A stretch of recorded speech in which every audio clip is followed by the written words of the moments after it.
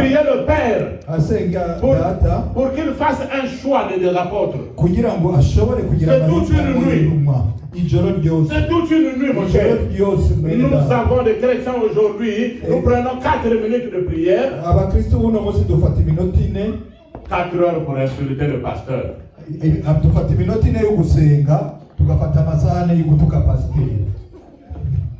3 minutes de prière, 4 heures pour insulter un frère ou une soeur de l'église.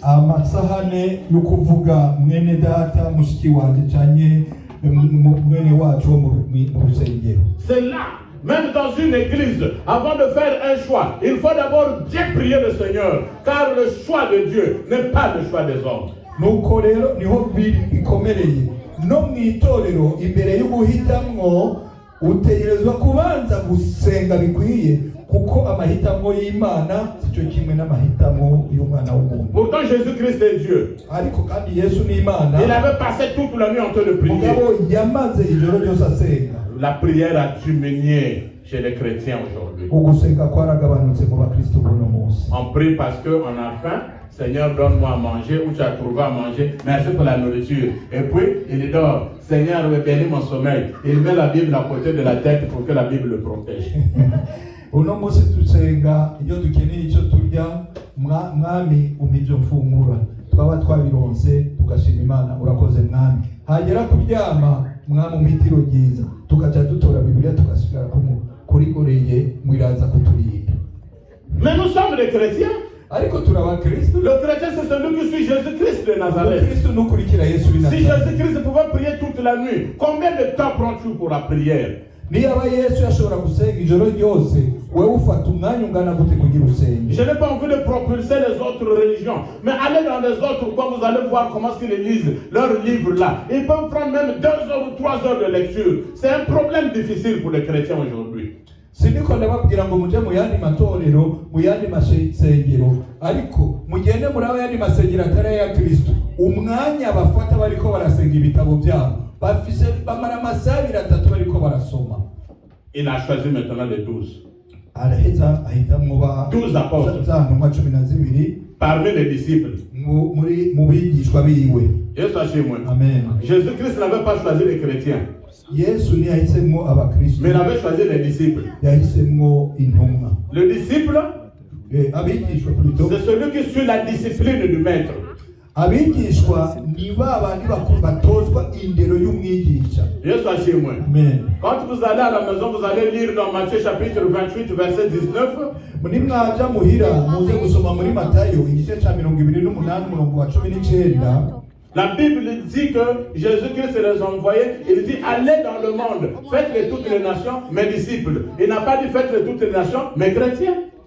Abwira za ntumwa ati mugende mukwira isi yose muhindure abantu abigishwa banje. Niyababwiye ngo babahindure abakristo, yababwiye ngo bahindure abigishwa. Parmi les chrétiens, de bons chrétiens, de faux chrétiens. Kuko mu bakristo hari abakristo beza n'abakristo babi. Le chrétien, ce n'est pas que lui qui recevait, il tombe en transe, il parle en langue. C'est pas celui-là le vrai chrétien. Umukristo si wa udavuga cyane mu ndimi akikubita hasi akavuga ngo ni wakire nawe ukavuga ngo ndakiriye. Ubwo si bwo bukristo. Le chrétien, ce n'est pas celui qui ouvre les dents, il est gentil, te donne le pain. C'est pas ça celui-là le chrétien. So umukristo si wa uri yuguraza frigo cyane akaguhereza amafaranga cyane akaguhereza imikate ngo niwe mukristo mwiza. Le chrétien, c'est pas celui qui viendra chanter alléluia, alléluia, alléluia, na Jésus, c'est un vrai chrétien. C'est pas celui-là le vrai chrétien.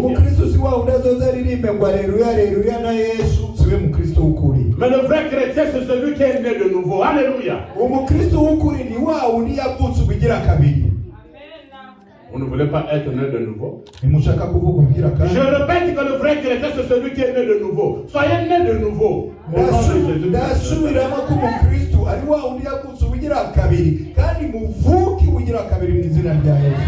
C'est celui-là qui a choisi les apôtres, Jésus-Christ de Nazareth. Et parmi les disciples, les apôtres qu'il avait choisis, la Bible dit qu'il y avait même Judas Iscariote, celui qui l'avait trahi.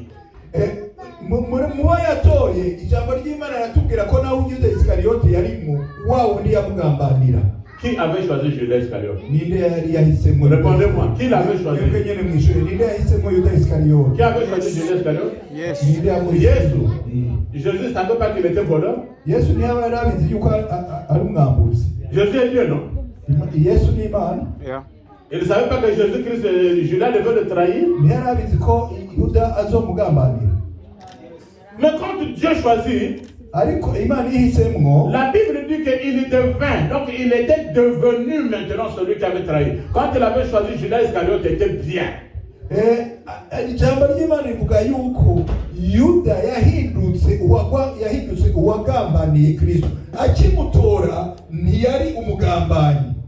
C'est pour cela qu'il faut prier pour les serviteurs de Dieu. Alléluia. Vous allez voir quelqu'un qui a bien commencé avec Jésus. Judas encore, il avait trahi Jésus. Mais nous avons aussi beaucoup de manières de trahir Jésus-Christ. Dès lors que je refuse de servir Dieu, je refuse de servir Jésus, je refuse de le témoigner, mais tu l'as trahi.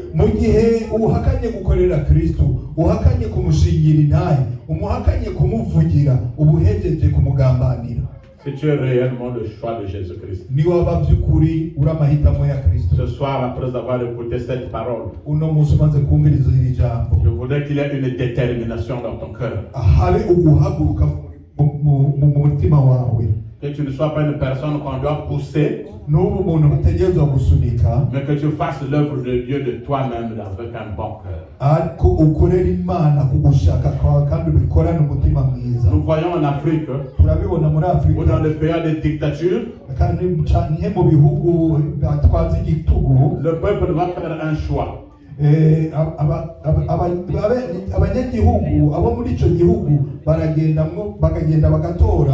Vous allez lire ça à la maison. Romains chapitre 13 verset 1. Romains 13 1. La Bible dit que toute autorité vient de Dieu. Mais les autorités qu'on choisit vraiment en Afrique ou là où la dictature, est-ce que vraiment ça vient de Dieu? Non. C'est un problème de choix de cœur seulement des personnes et non le choix de Dieu.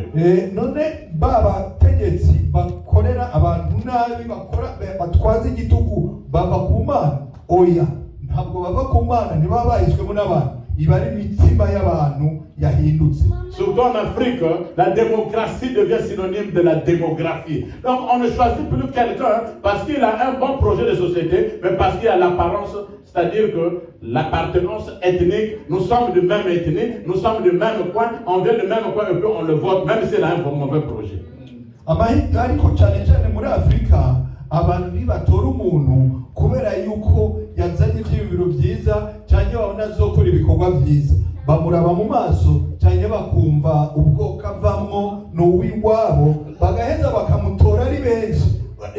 Amahitamo ntasigaye ari afatiye ku byo azokora, afatiye ku gitigiri cy'ubwoko bw'iwabo ari benshi, aratorwa na azoba wonona. Alléluia. C'est le problème qu'il y a aujourd'hui même dans les églises. Les églises sont devenues confondues comme un parti politique. Ah, je veux que celui-là soit à la tête de l'église. Non, moi je veux que celui-là, parce qu'on est bien avec lui.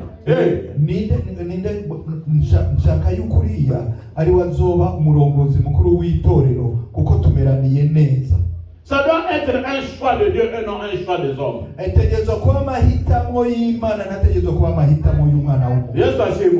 Si vous prenez quelqu'un, vous le mettez à la tête de l'église, je ne m'adresse pas à cette église, même ceux qui me suivent à l'internet. Si vous le faites par sentiment, celui-là va vous amener des drames, des scandales, des morts dans l'église parce qu'il n'a pas été choisi par Dieu. Il a été choisi par des hommes. Kumaranga mutima yanyu mugashiraho umuntu ngo arongore itorero, uwo muntu azobazanira amahano, azobazanira ibibi byinshi, impfu mu rusengero, kubera yuko yahisemwo n'abana b'abantu ntabwo yahisemwo n'Imana. Moi je serais très fier d'être patron, c'est-à-dire que j'ai des travailleurs avec moi que je paye chaque fin du mois. C'est là où je veux me faire voir. Mais ce n'est pas dans l'église, parce que l'église n'est pas une société privée, n'est pas une compagnie de famille, n'est pas un héritage familial. Alléluia. byonezera mu gihe noba nshaka kwimenyekanisha mfise ibintu nkagira abakozi benshi membe ubwanje bakanyita patron, aho niho abantu bomenya ari benshi. Ariko urusengero saho kwimenyekanisha naho gucira bugufi Imana ugakorera Imana. Nous allons vers la fin. Turiko turarangiza Dans Deutéronome, mu gusubira mu byagezwe chapitre 30, igice cya 30 verset 19 à 20. umurongo wa 19 gushika kwa 20. Deutéronome chapitre 30 verset 19 à 20. Gusubira mu byagezwe Deutéronome 30 19 à 20. Gusubira mu byagezwe igice cya 30 umurongo wa 19 n'uwa 20.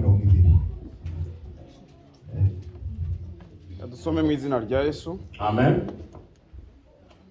Aravuga ngo uyu munsi ntanze ijuru n'isi kw'abahamya bazabashinja yuko ushyize imbere ubugingo n'urupfu.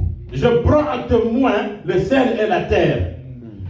Mfashe nk'abahamya, mfashe nk'ibyabona isi n'ijuru. Umugisha n'umuvumo. Continue. Nuko uhitemo ubugingo ubone kubaho wowe n'urubyaro rwawe. Ukunda Uwiteka Imana yawe, uyumvire, uyifatanyeho akaramata, kuko ariyo ubugingo bwawe no kurama kwawe, kugira ngo ubone kuba mu gihugu Uwiteka yarahiye basekuruza wanyu Aburahamu na Isaka na Yakobo ko azabaha. Amen. Alléluia. Amen. Alléluia. Je mets devant vous deux chemins. La vie et la mort. La malédiction et la bénédiction. Yes, assure-moi. La vie, ça symbolise choisir Jésus-Christ de Nazareth. Parce que quand tu as Jésus-Christ, tu as la vie. Mais la mort symbolise la malédiction. Si je vous dis maintenant là, qui veut la mort, qui lève la main? Personne. Maintenant, qui veut la vie, qui lève la main? Alléluia. Ah, tout le monde veut la vie. Alléluia. Maintenant, qui veut la malédiction, qui lève la main? Personne. Tu veux la malédiction? Est-ce que tu as compris? Maintenant,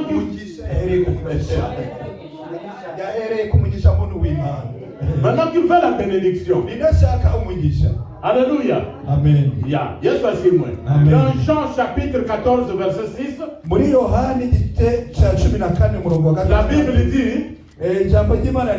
je suis la vérité, le chemin et la vie. Alléluia. Amen. Jean chapitre 14 verset 6. Je suis la vérité, le chemin et la vie. Donc la vie dont on vous présente ici, c'est la vie avec Jésus-Christ de Nazareth. Et la mort quand on vous présente, c'est la malédiction et c'est la mort spirituelle.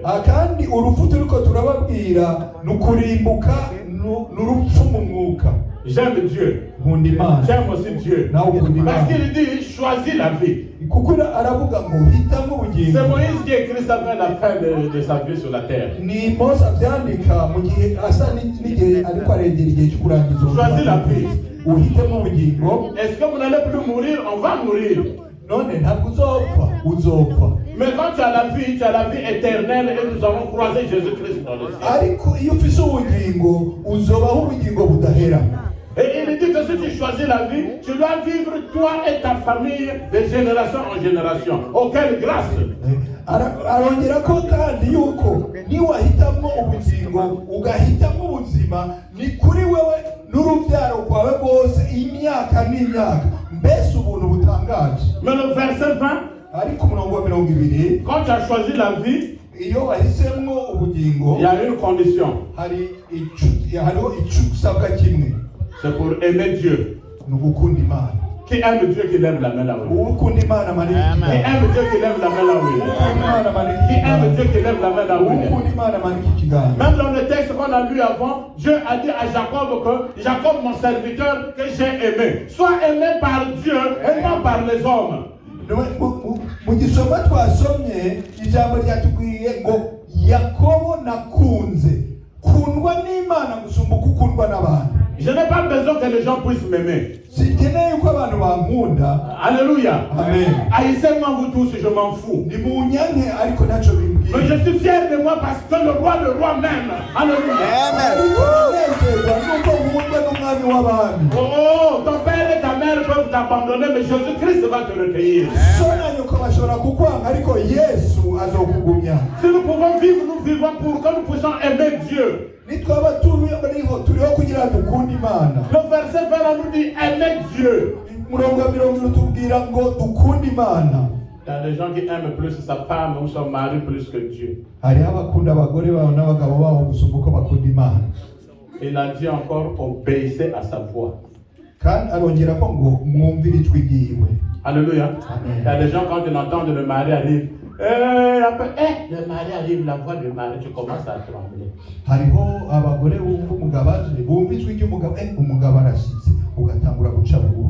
Le mari a dit dès que je viens, tu dois me préparer le Dakar.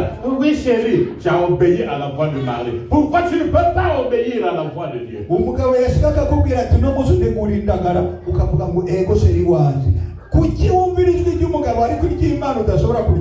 Le patron appelé Kakaka, oui c'est qui? C'est moi le boss.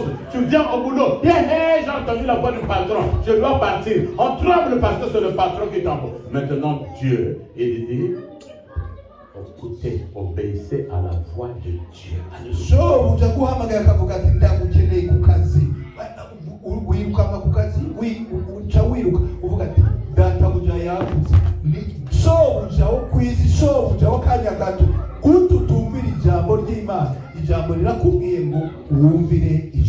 Obéir à la voix de Dieu, c'est abandonner les mauvaises voies, abandonner le péché et suivre Jésus-Christ de Nazareth. Quand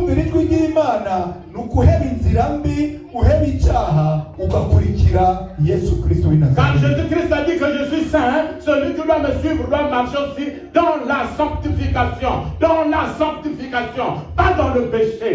Kuko Yesu yaravuze ngo nduwera kandi umurikira ategerezwa kugenda yejejwe agenda yejejwe ntabwo agendera mu cyaha. Et puis il dit attachez-vous à Dieu.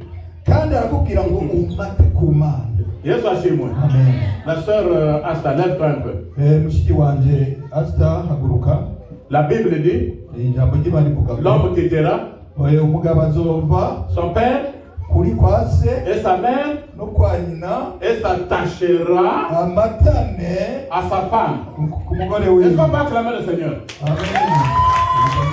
Yes, maintenant, si tu t'attaches à ta femme, et toi et ta femme, attachez-vous maintenant à Dieu. Alléluia. Attachez-vous à Dieu. Parce que quand tu t'attaches à Dieu, même quand tu as le feu dans le foyer,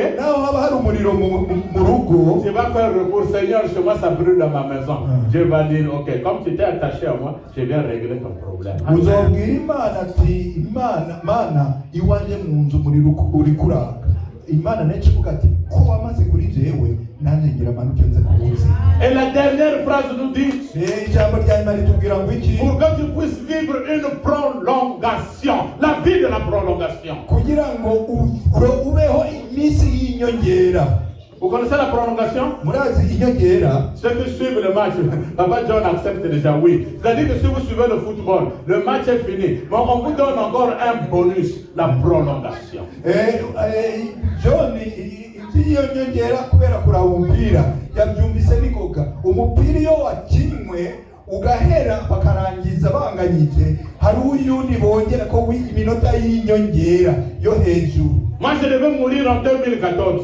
jewe nategezwa gupfa muri 2014. Tout le monde avait dit c'est fini pour le pasteur. Bose bari bavuze ati pasteur Un Kabanda. frère est venu me voir à l'hôpital.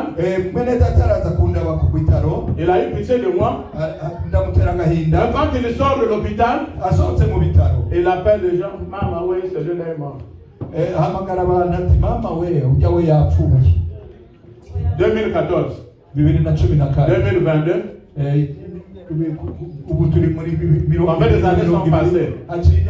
Vous allez calculer vous-même. Je continue à vivre. Parce que Dieu a fait de moi une prolongation. Et moi je suis sûr que je vais vieillir au nom de Jésus-Christ. Il y a des gens qui sont morts de la maladie que tu es en train de souffrir aujourd'hui. Mais qui es-tu pour que tu puisses vivre jusqu'aujourd'hui?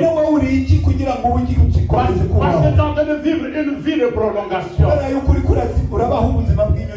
Le jour où nous allons mourir, nous allons demander à Ézéchias comment est-ce que Dieu avait fait une prolongation de 15 années pour toi.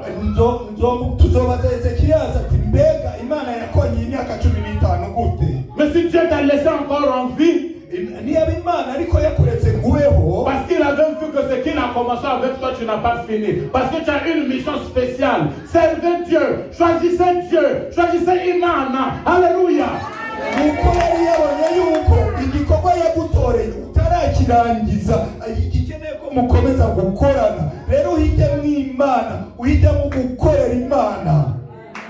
Nous allons finir dans Josué